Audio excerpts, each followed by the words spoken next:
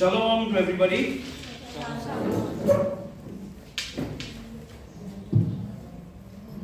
Are we tired? तुम्ही थकले आहात का? Okay, Shalom. Shalom. And happy Hanukkah to everyone. हनुकाच्या सणाच्या सर्वांना शुभेच्छा. In Israel, this is how they greet each other. I'll just tell you, so maybe you can try to do it with me. Hanukkah Sameach. इस्रायलमध्ये लोक एकमेकांना अशा प्रकारे शुभेच्छा देतात सणाच्या. हनुका समेआक. बोलेंगे Hanukkah Sameach. हनुका समेआक. मतलब happy Hanukkah. म्हणजे हनुकाच्या सणाच्या शुभेच्छा. Okay, we are very happy to be here with you. आम्हाला खूप आनंद आहे तुमच्या सोबत इथे And उपस्थित thank you राहण्यात. to Pastor Ashish and all of the leaders of the church. It's a pleasure to be with all of you. मंडळीच्या पास्टरांना आणि सर्वांना thank you. तुमच्या सोबत असण्यामध्ये आम्हाला आनंद आहे. Can we just pray for a minute? आपण एक minute प्रार्थना करूया. Heavenly Father, we thank you for this moment and this time that you've given in our lives. आमच्या जीवनामध्ये या दिलेल्या क्षणाबद्दल स्वर्गीय पिता आम्ही तुझी उपकार स्तुती करतो. परमेश्वर, हमारी प्रार्थना आज आपसे है कि आज आप हमसे बात करिए आपके वचन के द्वारा. परमेश्वर, आप हमारे आत्मा के कान को खोलिए और हमारी जिंदगी में अगर कोई भी बात है जिसमें आप एक बदलाव लाना चाहते हैं, परमेश्वर आप लेके आइए. प्रार्थना करते हैं कि जैसे हम लोग यहाँ से जाए, आपकी आत्मा की भरपूरी से जाए परमेश्वर, हम लोग पाके जाए यहाँ से परमेश्वर, और हमारी जिंदगी में आप और एक बात लेके आइए ताकि हम लोग और भी करीब आए आपके पास और आपके राह में चलते रहे परमेश्वर. या ये प्रार्थना आपके बेटे यीशु मसीह के नाम से मांगते हैं. आमीन. Whatever God does, He does with a plan and purpose. परमेश्वर जे काही करतो ते तो योजना आणि उद्देशाने करतो. And sometimes we don't understand what He is doing, but behind the scenes He has planned everything out.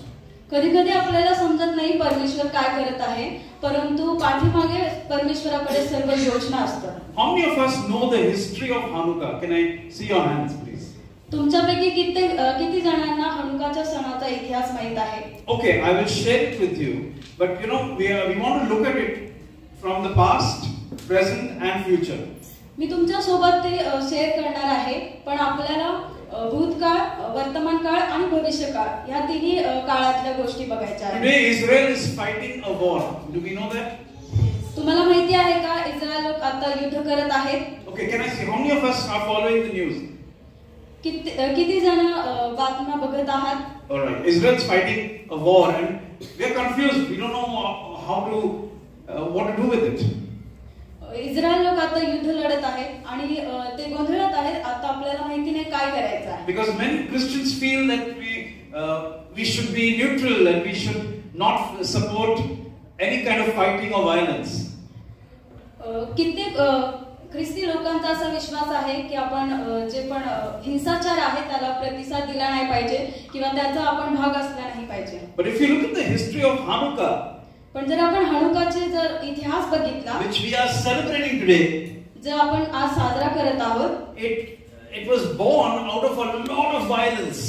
आणि त्याचा उगम जो आहे तो खूप साऱ्या हिंसाचारामधून झालेला आहे. If there was no violence, we would not have been able to celebrate Hanukkah. जर तिथे हिंसा नसती तर आपण आता हनुकाचा सण साजरा करत नसतो. Today we are here because somebody fought for the truth. आज आपण इथे आहोत कारण कोणीतरी सत्यासाठी लढाई लढली आहे. Amen. The Bible tells us there is a time for peace, there is a time for war, there is a time to live, there is a time to die, there is a time for tears, there is a time for laughter. पवित्र शास्त्र आपल्याला सांगतं there is a time for everything. प्रत्येक गोष्टीसाठी वेळ आहे. Time for war, a time for peace. युद्धासाठी वेळ आहे आणि शांतीसाठी देखील वेळ A आहे. time for laughter and a time for crying. आनंदासाठी देखील वेळ आहे आणि दुःखासाठी देखील वेळ आहे. Today in Israel it's a time of war. आणि आज इस्रायलसाठी युद्धाचा समय आहे. And we are called to support that. आणि आपल्याला त्यांना सहाय्य करण्यासाठी We बोलवले are आहे. called to stand with Israel.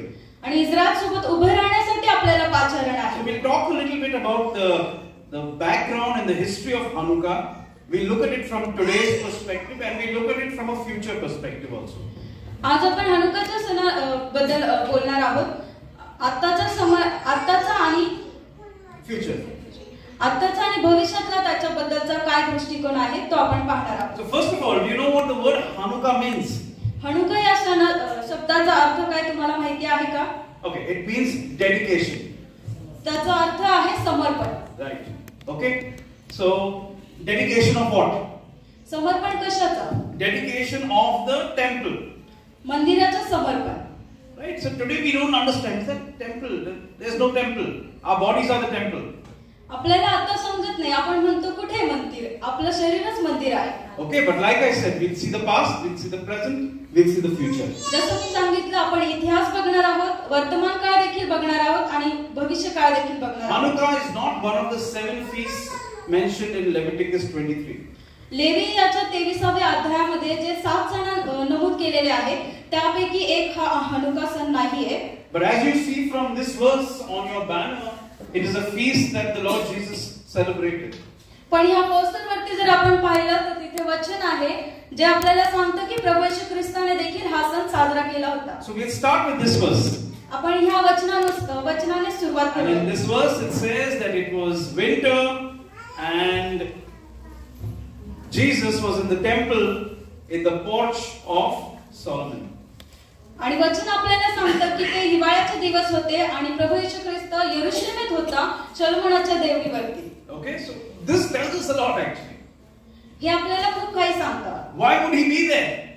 का प्रभू येशू ख्रिस्त तिथे Because होता? it says it was the feast of dedication. That's what it says here. वचन सांगतं की मंदिराच्या समर्पणाचा तो सण होता. And simple dedication in Hebrew is Hanukkah. आणि डेडिकेशन समर्पण याचा अर्थ Hanukkah. हिब्रू मध्ये हनुका असा. So if you look at it that way, it says it was at Jerusalem in winter, the feast of Hanukkah, and Jesus was there. आणि जर आपण वचन पाहिलं तर तिथे सांगतं की हिवाळा होता, प्रभू येशू ख्रिस्त यरूशलेमेत होता आणि तो सण होता हनुकाचा, मंदिराच्या समर्पणाचा. He was there to celebrate. तो तिथे होता सणाचं He साजरीकरण was करायला. there to celebrate the great victory that God had given His people. परमेश्वराने त्याच्या लोकांना दिलेला जो महान विजय आहे त्याचं सादरीकरण करायला प्रभू येशू ख्रिस्त तिथे होता. Now victory over what? कशावरती Vijay And मिळाला? why is this important to us? आणि हे आपल्यासाठी का महत्त्वाचं आहे? First of all, as followers of the Lord Jesus, we are called to do what He did. सर्वप्रथम प्रभू येशू ख्रिस्ताचे अनुयायी या नात्याने आपल्याला त्याने जे काही केलं ते अनुसरण्यासाठी पाचारण केलेलं आहे. So if He celebrated Hanukkah, we should celebrate it. जर त्याने हनुकाचा सण जर साजरा केला तर आपल्याला देखील करायला पाहिजे. Okay, so now let's look at the history. आता आपण इतिहास बघूया. About 300 years before Jesus, प्रभू येशू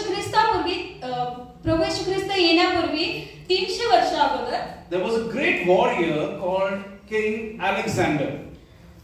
एक महान योद्धा होता त्याचं नाव आहे Alexander. Okay, in Hindi we call him what? Sikandar, right?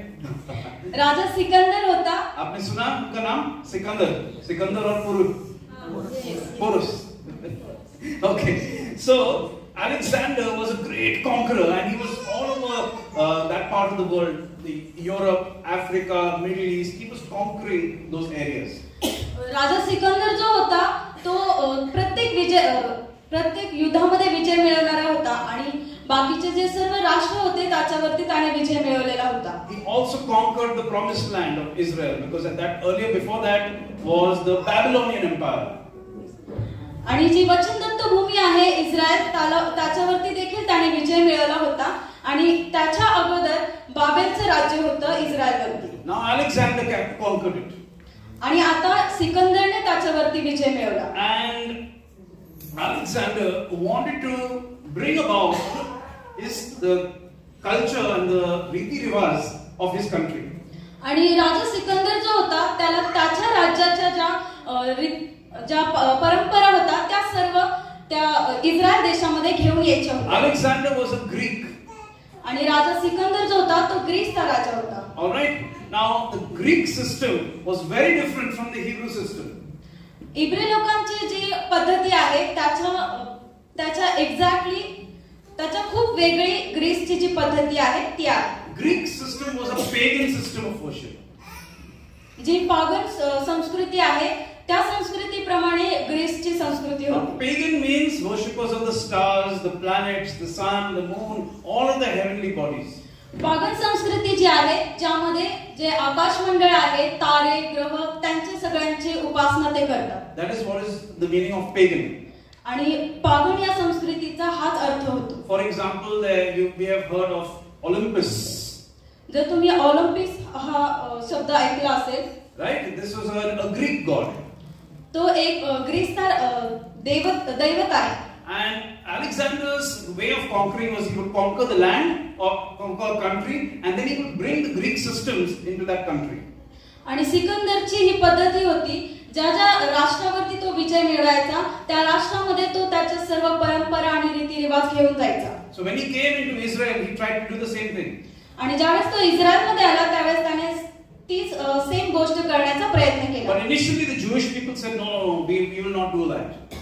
आणि सुरुवातीला जे यहुदी लोक होते त्यांनी ते बोलले की नाही, आम्ही नाही हे करू शकत. So he said, okay, but at least name your children with my name.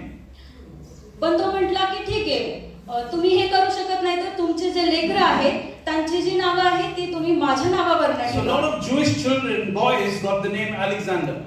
आणि म्हणूनच यहुदीमध्ये खूप सारे लेकरं असे आहेत ज्यांना सिकंदर हे नाव मिळालं आहे. After Alexander died, the next people who came after him they were much more kadak. आणि सिकंदरच्या मृत्यूनंतर जे लोक आले ते सर्व कठीण हृदयाचे होते. And about 100 years later, more than 100 years later, there came an emperor called Antiochus. आणि त्याच्यानंतर जवळपास 100 वर्षानंतर अंतियोक हा राजा आला. Okay, now remember this name, Antiochus. अंतियोक हे नाव तुम्ही लक्षात ठेवा. Okay, can you say with me? Antiochus. Antiochus.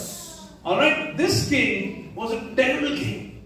आणि ही गोष्ट जी आहे ती फार भयानक आहे. He did everything by force. आणि त्याने ज्या पण गोष्टी केल्या त्या सर्व जबरदस्ती केल्या. Now he decided that he is going to completely change the culture of the land. आणि त्याने निर्णय घेतला की जी इस्रायलची भूमी आहे त्याच्या सर्व परंपरा तो चेंज करेल. So he stopped a lot of things that were supposed to be done as per the word of God. आणि देवाच्या वचनानुसार ज्या गोष्टी घडायच्या त्यातील बऱ्याच गोष्टी त्याने बंद केल्या. First of all, number one, he stopped the practice of following the Shabbat. पहिली जी गोष्ट त्याने केली, शब्बात दिवसाची जी आठवण ते ठेवायचे ते त्याने बंद केलं. He said no more are any Jewish boys to be circumcised. आणि त्याने सांगितलं की कोणत्याच यहुदी लेकराची मुलाची सुंता होणार नाही. Okay, then he said that we need to change the temple. आणि मग तो बोलला की मंदिराची पण आपल्याला मंदिरामध्ये देखील बदल करावा लागेल. Put idols within the temple. आणि त्याने मंदिरामध्ये मूर्त्या ठेवल्या. And then into the holy of holies. आणि परमपवित्र स्थानामध्ये. Now you know what was in the holy of holies? तुम्हाला माहिती आहे का परमपवित्र स्थानात काय होते? What was there? Ten Commandments. The Ark. Right? And inside that were the 10 Commandments. So he set up a statue of the Greek god called Zeus inside the holy of holies. त्याने काय केलं, परमपवित्र स्थानामध्ये जो ग्रीसचा दैवत आहे त्याची जो मूर्ती होती ती त्याने त्यामध्ये statue of Zeus. प्रचंड मोठी अशी मूर्ती त्याने तिथे स्थापित. And he told the people that this is the God you need to worship. आणि त्याने लोकांना सांगितले हाच तो देव आहे ज्याची तुम्हाला आराधना करायला हवी. He forced people to start to worship Zeus. आणि त्याने सर्वांना जबरदस्ती केली त्या दैवताची उपासना करायला.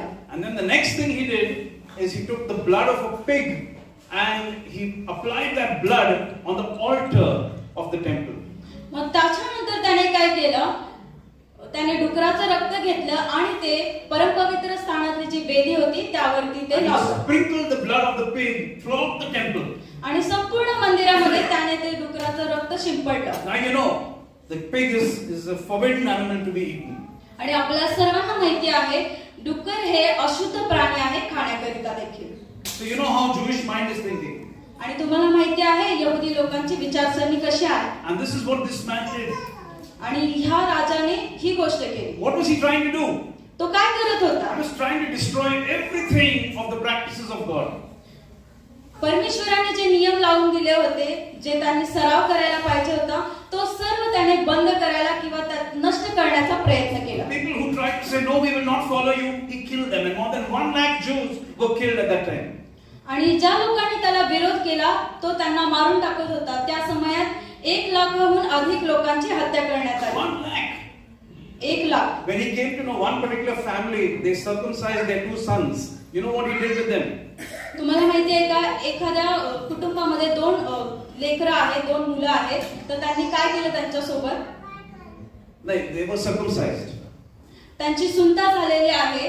He took the mother and he took the 2 children and he threw them from the top of the wall in Jerusalem. They fell on their heads and they died. त्यांनी काय केलं, त्या मातेला आणि तिच्या दोन्ही लेकरांना घेतलं आणि यरुशलेमचे जे कोट आहे त्याच्यावरून त्यांना खाली टाकून दिलं आणि ते डोक्यावरती पडून त्यांचा He was trying to make a show that look, anybody who disobeys me, this is what I'm going to do. तो लोकांना दाखवत होता की जो कोणी माझा विरोध करेल किंवा माझी आज्ञा पाळणार नाही त्याच्यासोबत असंच होईल. People were living in fear. लोक भीतीमध्ये राहत होते. And finally what happened? आणि आणखी काय झालं? One family, they stood up. एक कुटुंब होतं, ते उभे राहिले. They said, enough of this. ते बोलले आता बास झालं. We will not allow it to happen anymore. आणि आता आम्ही हे सर्व गोष्टी घडू देणार नाही. And they started to fight back. आणि त्यांनी युद्धास सुरुवात केली. One small family. एक छोटं कुटुंब. And along with them a few friends. आणि त्यांच्या सोबत त्यांचे काही मित्र And the होते. name of that family was called the Maccabee family. आणि त्या कुटुंबाचं नाव होतं मक्कबी. Okay, can you say with me Maccabee? मक्कबी. Okay, this family fought back.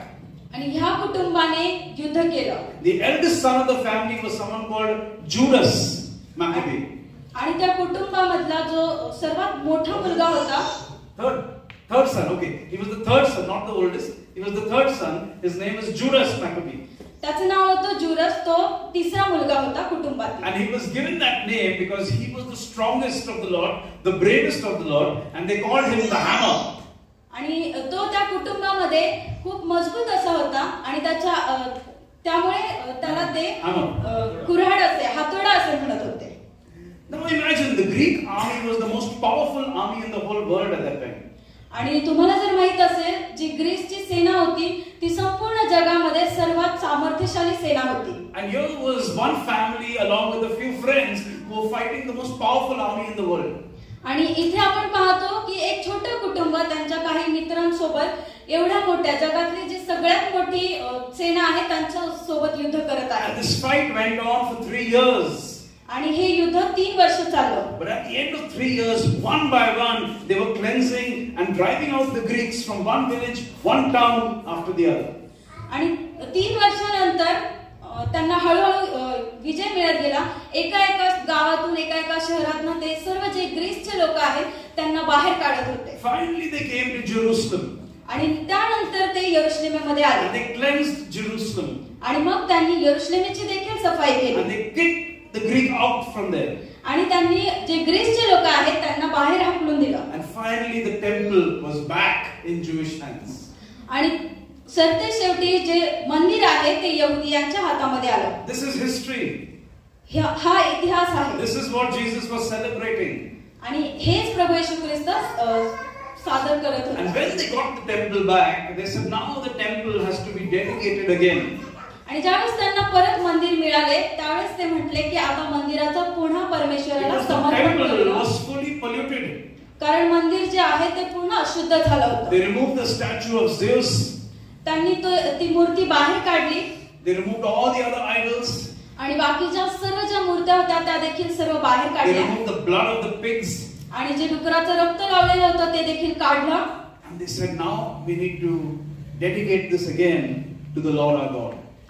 मग ते म्हटले की आता आपल्याला परमेश्वराला हे मंदिर पुन्हा समर्पित करण्याची गरज आहे. Now part of dedication involved to do something. आणि समर्पणाचं जी गोष्ट आहे त्याच्यामध्ये काहीतरी करण्याचा समावेश आहे. If you open with me to the book of Exodus, जर आपण निर्गम याचं पुस्तक chapter 27, याचा 26वा अध्याय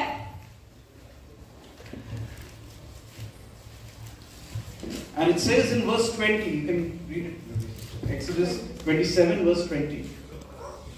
निर्गम याचा 27वा अध्याय 20 वचन. तू इस्रायल लोकांना अशी आज्ञा कर की दीप नित्य जळत राहावा, म्हणून त्यांनी दीपवृक्षासाठी जैतुनाचे हातकोटीचे